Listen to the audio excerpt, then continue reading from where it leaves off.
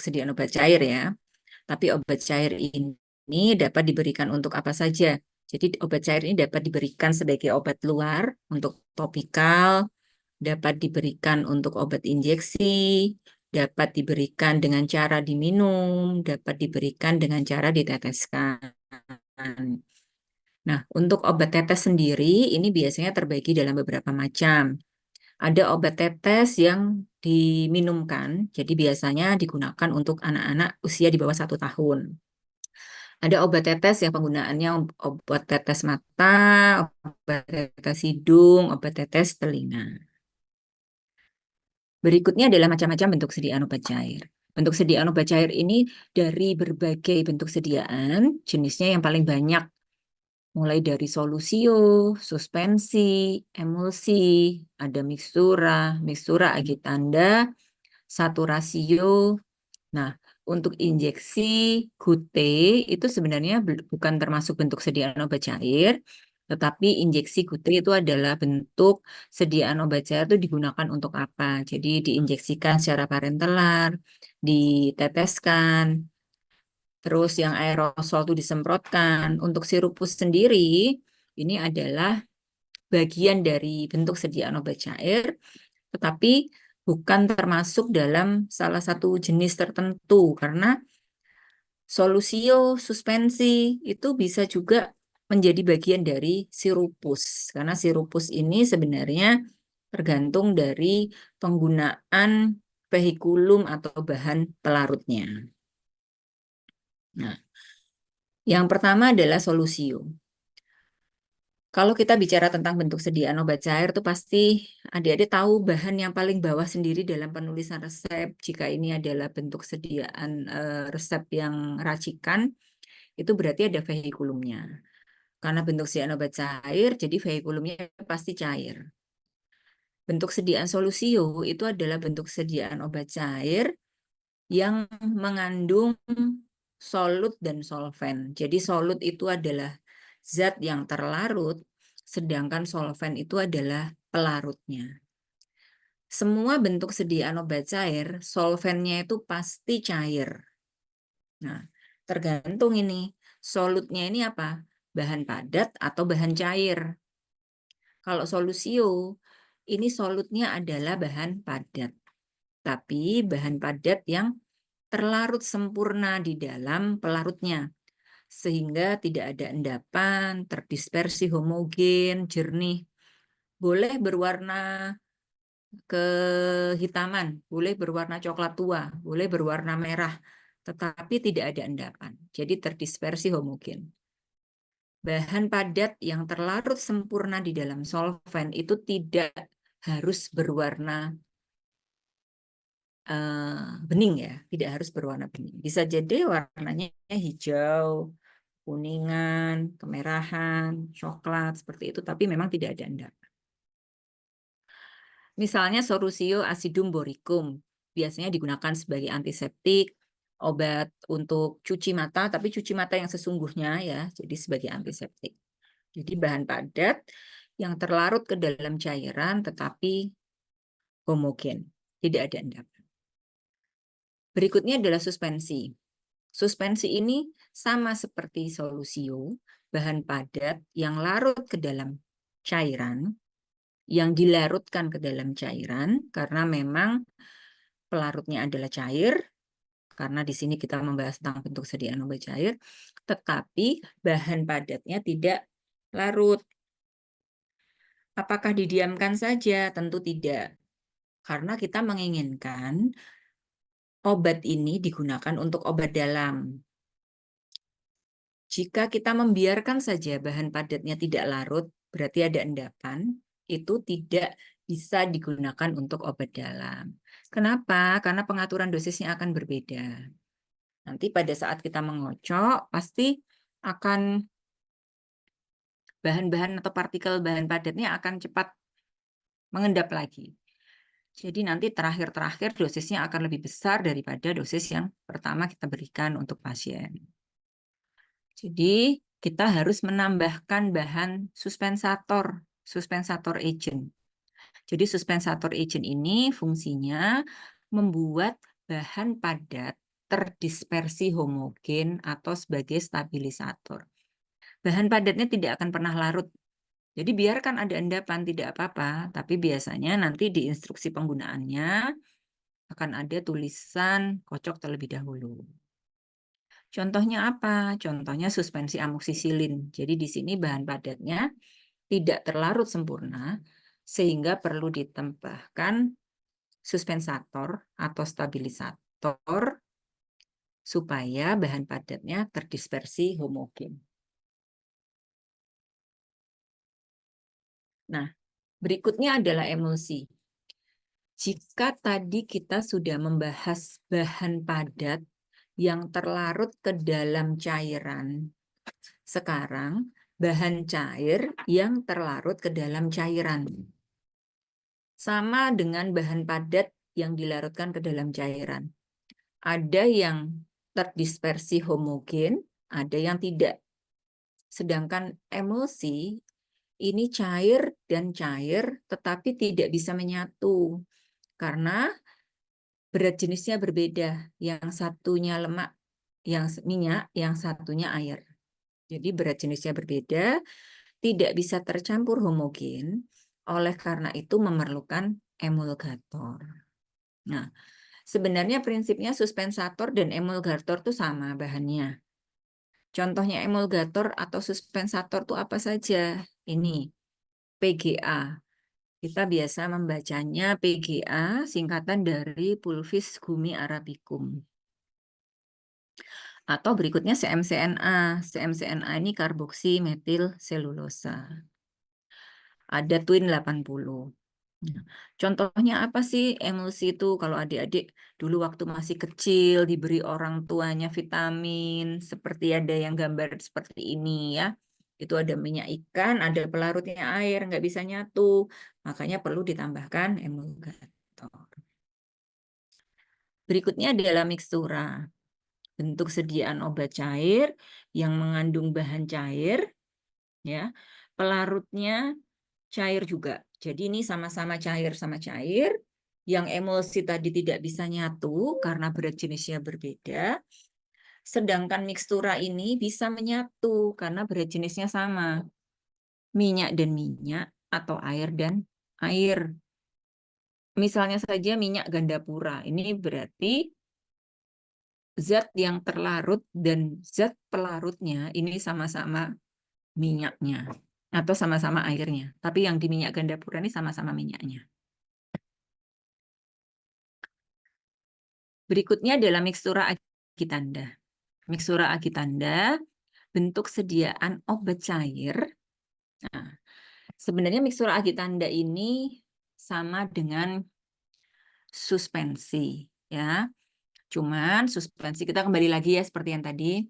Suspensi ini kan bahan padat dilarutkan dalam cairan. Karena tidak terdispersi homogen, ditambahkan suspensator. Jadi namanya suspensi. Sedangkan mikstura agitanda ini bahan padat yang dilarutkan ke dalam cairan, tetapi tidak bisa terdispersi homogen. Cuman tidak seperti suspensi yang kita tambahkan suspensator, tetapi memang mikstura agitanda ini dibiarkan begitu saja. Jadi ada endapannya. Nanti pada saat digunakan harus dikocok terlebih dahulu, seperti itu. Gimana kalau ada endapannya? Ya tidak apa-apa, karena memang ini penggunaannya hanya untuk obat luar. Mikstura agitanda tidak boleh digunakan untuk obat dalam, karena pengaturan dosisnya akan sulit. Contohnya apa? Pada saat adik-adik mungkin pernah miliaria, gatal-gatal, dibelikan orang tuanya Calamine lotion atau bedak cair, Caladin, seperti itu. Mungkin akan lebih familiar ya kalau saya bicara merek ya. Nah, seperti itu. Kocok terlebih dahulu, oh ini berarti mikstura agitanda ini untuk obat luar. Jadi bahan padatnya dibiarkan saja. Memang tidak terdispersi homogen ya nggak apa-apa. Karena pengaturan dosis itu bukan menjadi sesuatu yang utama. Ya, pokoknya konsentrasinya terpenuhi ya sudah untuk sediaan ini. Nah, berikutnya adalah satu rasio. Satu rasio ini merupakan bentuk sediaan obat cair yang jenuh dengan CO2. Adik-adik, tadi pada saat berangkat ke kampus pagi, beli si 1000 yang botol kaca 140 mili apa 160 mili. Pada saat dibuka, suaranya ada kayak sodanya gitu, terus diminum, seger rasanya. Tapi minumnya nggak sampai habis. Minumnya nggak sampai habis, ditaruh, lupa nggak ditutup. Sore ini tadi pulang sampai rumah, diminum lagi. Kira-kira rasanya gimana? Atau kalau misalnya nggak si 1000, adik-adik minum Fanta, Coca-Cola, Sprite, rasanya gimana? 2 jam aja, nggak ditutup, dibiarkan, terus diminum lagi. Rasanya beda dengan saat meminum pertama? Iya, dokter. Rasanya gimana? Sodanya sudah hilang, Sodanya sudah Hambar. hilang. berkurang Rasanya? sodanya.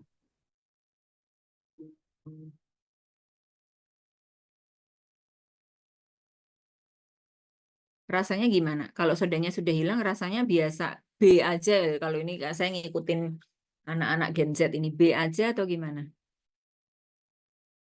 Apa tetap enak juga? Biasa saja. Biasa aja, B aja ya. Jadi mungkin rasanya ya manis, Coca-Cola tetap manis, tapi nggak sesegar biasanya.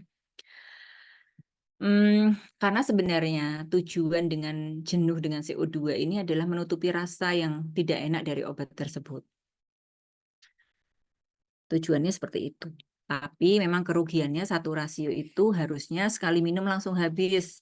Kalau adik-adik mungkin mengkonsumsi yang si 1000 itu ya sekali minum, bukan sekali teguk ya. Jadi sekali minum. Jadi boleh 5 tegukan, 7 tegukan enggak masalah. Pokoknya sekali itu langsung dihabiskan. Jadi tidak disimpan karena sebenarnya tujuannya CO2 ini untuk menutupi rasa obat yang sebenarnya kurang begitu enak.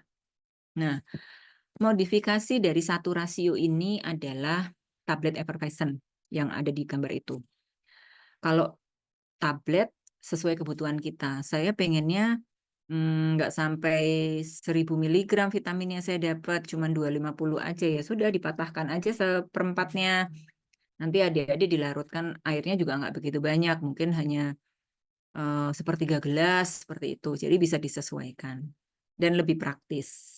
Kalau untuk tablet effervescent sesuai kebutuhan kita. Jadi nggak harus dihabiskan semua. Nah, berikutnya adalah injeksi. Injeksi ini salah satu bagaimana kita cara memberikan obat ke pasien, di mana bentuk sediaan obat cair ini merupakan salah satu bentuk sediaan obat yang bisa diberikan untuk bentuk sediaan injeksi. Bentuk sediaan untuk injeksi ini dapat berupa solusio, emulsi, atau suspensi ya dalam air atau zat pembawa lainnya yang cocok. Syaratnya memang harus steril. Kira-kira kalau dari bentuk sediaan solusio, emulsi atau suspensi, itu bentuk sediaan yang paling bagus untuk injeksi itu menurut adik-adik yang mana? Dari 3 bentuk sediaan itu.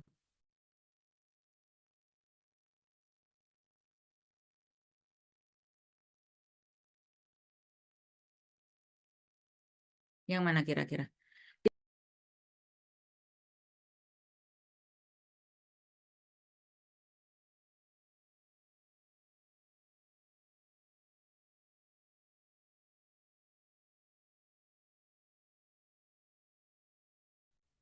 Kira-kira yang mana? Dari solusio, emulsi, atau suspensi? Yang paling baik yang solusio ya. Jadi maksudnya yang terlarut sempurna. Padanannya solusio ya berarti miksura, air sama air atau minyak sama minyak. Jadi kita tidak perlu menambahkan bahan lainnya seperti suspensator atau emulgator. Jadi bentuk sediaan solusio itu adalah bentuk sediaan yang terbaik atau memang miksura. Jadi sama-sama berat jenisnya supaya terdispersi mungkin. Syarat obat injeksi berikutnya adalah dibuat di pabrik. Jadi tidak bisa kita meresepkan obat injeksi racikan gitu, tidak bisa. Jadi bentuk sediaan itu harus dibuat di pabrik. Syaratnya harus steril. Diusahakan dalam bentuk solusium. Memang jarang untuk bentuk sediaan miksura. Miksura itu pilihannya air dan air, minyak dan minyak. Kebanyakan memang minyak dan minyak karena biasanya untuk topikal, seperti untuk mialgia. Diusahakan dalam bentuk solusium. Nah, kalau misalnya tidak bisa dalam bentuk solusium bagaimana? Oh ya nggak apa-apa. Masih ada bentuk sediaan lainnya yang bisa kita gunakan sebagai obat injeksi. Contohnya bentuk sediaan suspensi atau emulsi. Seperti obat-obat hormonal, obat KB itu masuknya ke emulsi. Terus bentuk sediaan suspensi ya antibiotik itu. Antibiotik untuk injeksi itu bentuk sediaannya adalah suspensi. Kadang-kadang harus dilarutkan dulu. Nggak masalah, tapi ukuran partikelnya pasti kecil.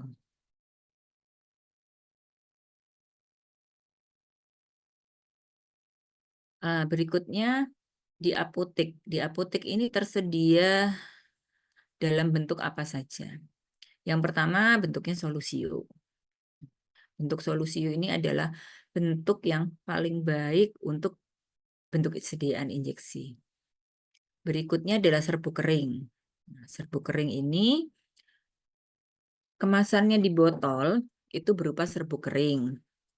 Nanti diberikan cairannya serbuk kering tersebut bisa menjadi solusio, bisa menjadi suspensi. Nah, kalau solusio contohnya obatnya streptomisin. Kalau suspensi bisa untuk penisilin. Adik-adik sebentar ya, saya mohon izin sebentar saja.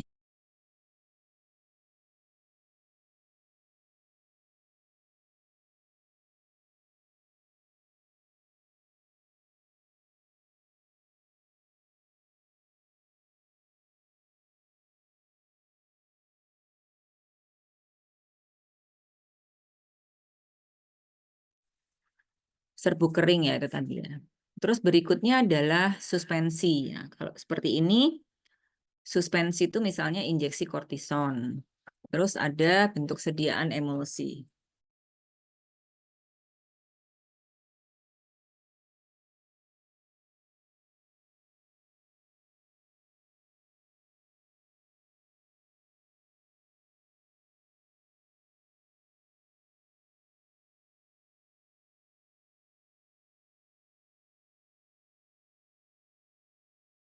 Nah, terus yang terakhir emulsi yang tadi saya sudah sampaikan kalau masuk ke dalam contohnya emulsi ini bentuk hormonal seperti obat KB.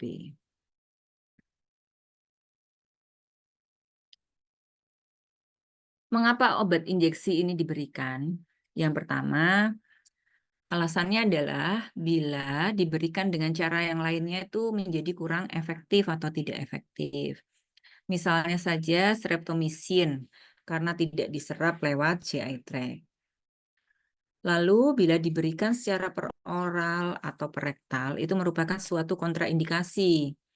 Misalnya pasien post-operasi saluran cerna atau pasien tersebut memang ini ya apa namanya vomit yang profus terus-terusan. Jadi obatnya tidak bisa masuk. Kita bisa memberikan bentuk kesediaan injeksi. Pasien tidak kooperatif atau tidak sadar. Atau obat-obat yang dikehendaki onsetnya cepat. Misalnya aminofilin pada pasien status asmatikus. Nah, kepingin cepat situ harus diberikan. Itu diberikan secara injeksi supaya absorpsinya cepat. Kelemahannya apa? Kelemahannya adalah rasa nyeri di bekas suntikan. Berikutnya adalah efek psikologis pada pasien. Pada saat pasien diberitahu, Pak, Bu, ini nanti saya injeksi ya, itu udah ada perasaan yang takut sendiri gitu ya. Wajar lah ya. Daripada pasien nanti diminum, nah, itu rasanya masih nggak apa-apa. Tapi nanti diinjeksikan ya, dia udah takut. Apalagi waktu buka suntikan gitu aja udah ada perasaan takut. Nah, berikutnya adalah kekeliruan obat atau kesalahan dosis tidak mungkin diperbaiki. Sebenarnya kalau kita memberikan kepada pasien dalam bentuk oral pun, jika ada kesalahan dosis atau kesalahan obat, itu juga sama-sama sih, tidak bisa diperbaiki. Tapi karena onsetnya untuk pemberian obat secara parenteral ini cepat, nah, memang dikhawatirkan akan lebih cepat juga munculnya efek samping atau toksisitas dari obat tersebut. Obat hanya dapat diberikan di rumah sakit atau praktek dokter oleh dokter atau perawat yang kompeten. Kecuali memang pasien telah terlatih, misalnya pada pasien yang menderita DM, yang telah mendapat terapi insulin. Nah, pasien tahu, oh ini menyuntiknya di intramuskuler, di perut atau di lengan, seperti itu sudah terlatih, silahkan, tidak apa-apa. Syarat obat injeksi, yang pertama nih steril, yang kedua adalah bebas pirogen, yang ketiga bebas dari logam berat, yang keempat isotonis dan isohidris. Jadi di sini ini yang berpengaruh adalah bahan yang terlarut, jadi bahan baku obatnya, bahan penambahnya, dan vehikulumnya. Jadi di situ harus memenuhi untuk syarat-syarat sebagai obat injeksi. Kemasan obat injeksi bermacam-macam, mulai dari ampul 1 mili, 2 mili, 10 mili, 20 mili, atau vial. Nah, bedanya ampul sama vial itu apa ya? Adik-adik mungkin ada yang tahu? Tadi mungkin pada saat tutorial ada ini apa? Vial, menulis vial.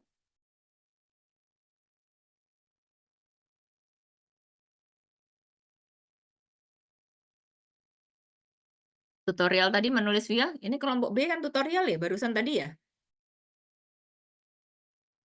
Betul, dokter. Ada nulis vial nggak?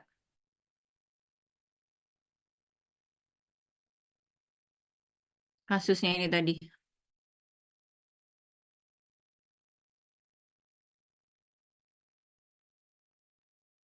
Jangan sampai lupa loh ya, karena barusan ini tadi ya, jam 12.20 sampai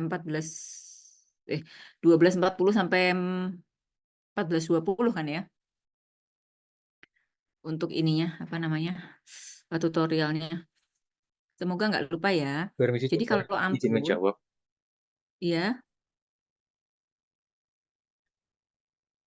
Kalau vial itu seperti wadah kecil yang terbuat dari plastik, dokter, untuk menyimpan obat kayak bisa dalam bentuk cair atau bubuk atau kapsul. Tapi kalau ampul itu yang terbuat dari kaca, yang biasanya untuk menampung obat yang cair. oh iya, jadi biasanya, terima kasih ya. Jadi biasanya ampul itu memang terbuat dari kaca, terus dipatahkan ujungnya, seperti itu. Pemakaiannya tergantung, kebanyakan ampul itu memang kemasannya kecil sekali pakai. Kalau memang harus disimpan, ya ditutup lagi, disimpan di lemari es. Kalau vial, ini botolnya memang kaca, tapi tutupnya memang yang plastik. Jadi bisa beberapa kali diambil cairannya dengan suntikan seperti itu. Untuk vial, flakon, botol ini bisa digunakan untuk beberapa kali, dan cairan vialnya ini bisa digunakan untuk beberapa kali ya. Jadi cairannya lebih banyak bisa ditampung. Untuk flakon atau botol itu bisa 10 mili sampai 500 mili, seperti cairan infus itu masuk ke flakon. Multiple dose untuk vial. Kalau ampul biasanya sekali pakai langsung habis. Kecuali kalau memang terpaksa bisa digunakan lebih dari satu kali, ya penyimpanannya harus yang baik, seperti itu. Berikutnya adalah syarat wadah obat injeksi. Tidak bereaksi secara kimia atau fisika. Jadi biasanya bahan wadahnya terbuat dari kaca. Jernih atau bening agar memungkinkan pemeriksaan isi. Jernih atau bening di sini bisa terlihat di dalam Tetapi tidak menutup kemungkinan bahan kacanya ini berwarna coklat karena tujuannya adalah melindungi dari sinar matahari langsung dan tertutup kedap. Jadi walaupun tutupnya ini karet ya, bukan plastik ya, karet tepatnya ya, itu harus tertutup kedap. Cara-cara pemberian obat injeksi. Jadi cara pemberiannya bermacam-macam, mulai dari subkutan, intramuskuler, intravena, ada infus intravena, intraarterial, intraspinal, intratracheal, intrakardial, dan intradermal. Berikutnya adalah obat tetes. Obat tetes ini adalah obat berbentuk cair yang cara penggunaannya dengan cara diteteskan, baik untuk obat dalam maupun untuk obat luar. Obat dalam yang tadi sudah saya sempat singgung, untuk anak-anak di bawah usia 1 tahun penggunaannya menggunakan obat tetes. Obat tetes ini biasanya lebih konsentrat daripada obat cair biasa yang menggunakan sendok takar 5 ml atau 15 ml seperti itu. Sedangkan untuk obat luar ya obat tetes seperti obat tetes mata, obat tetes hidung, dan obat tetes telinga. Berikutnya adalah sirupus. Sirup ini adalah bentuk sediaan cair, mau solusio tidak apa-apa, mau suspensi tidak apa-apa ya. Asalkan menggunakan vehikulumnya bukan menggunakan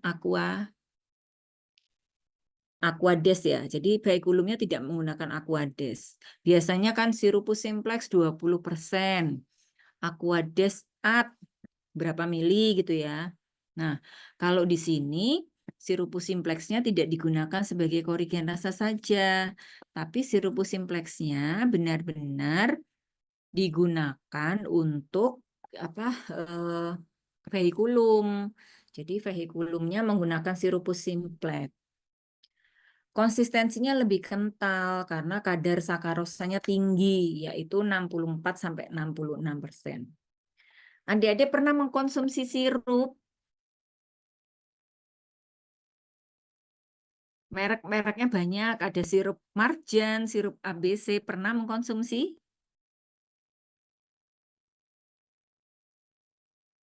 Oh, kayaknya hidup sehat semua nih ya, nggak pernah mengkonsumsi yang manis-manis ya.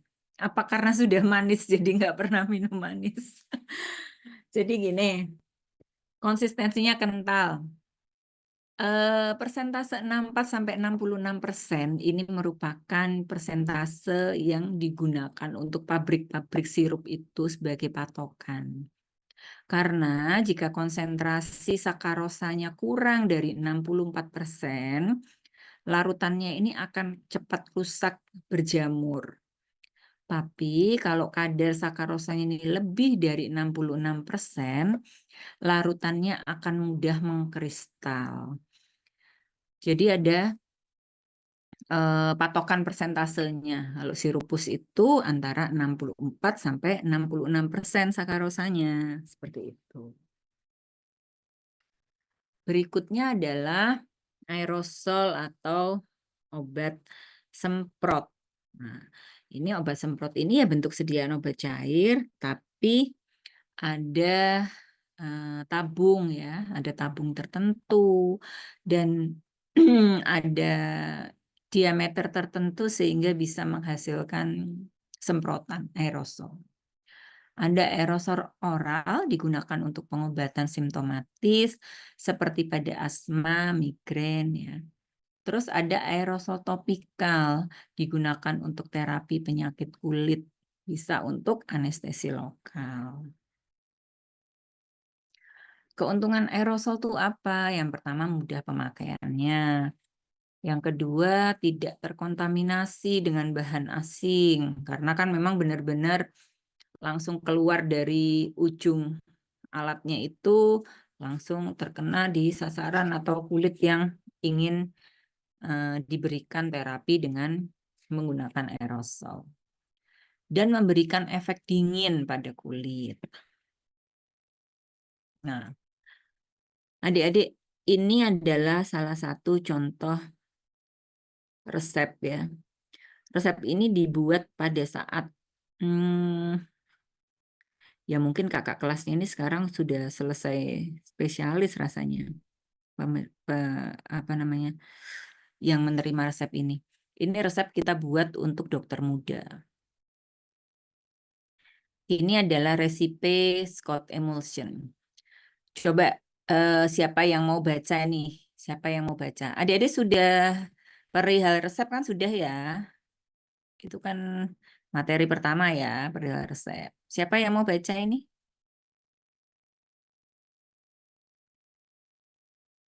Singkatannya apa? Dibaca depan ini aja. Yang saya lingkari ini.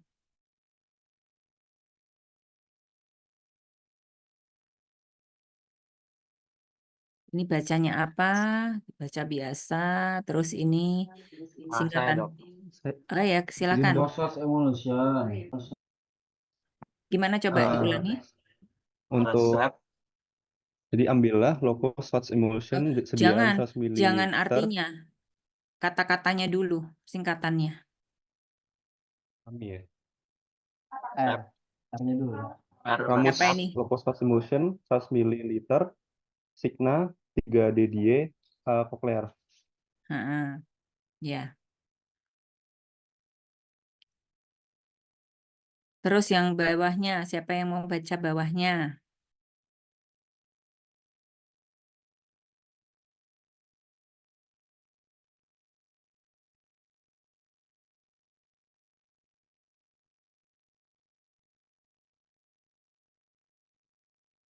Yang baca bawahnya, siapa yang mau baca bawahnya? Nggak jauh beda sama yang tadi kan? Resipe Oleum Lecoris aceli, karena ini cairan ya, 40 ml. Oleum Cinnamomi Gute 3.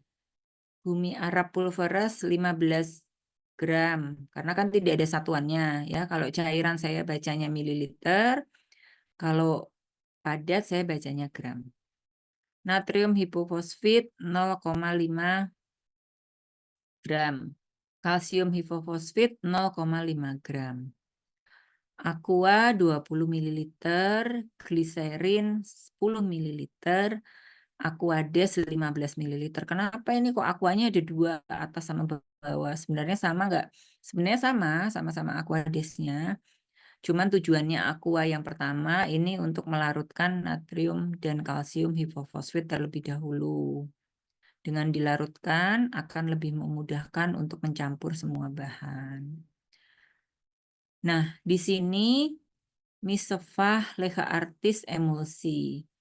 Campur, buatlah sesuai dengan ketentuan menjadi bentuk emulsi.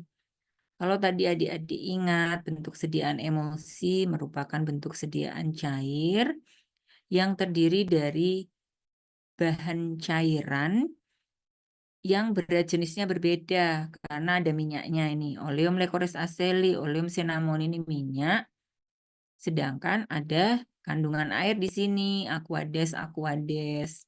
Nah, natrium hipofosfit, kalsium hipofosfit ini adalah suplemen mineral. Di sini perlu ditambahkan emulgator. Emulgatornya adalah pulvis gumi Arab yang tadi singkatannya PGA itu ya. Cuman di sini kebalik nih, gumi Arab pulvis ya. Sebenarnya sama. Signa 3 DDE Cochlear. 3 kali sehari 1 sendok makan 15 ml.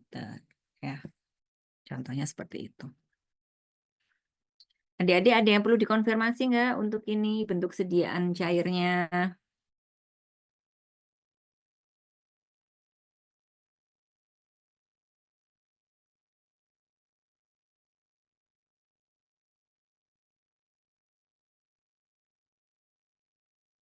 Belum ada? Baik, kalau belum ada, saya akhiri dulu. Saya kirim ke ketua ya untuk materinya, bisa dipelajari.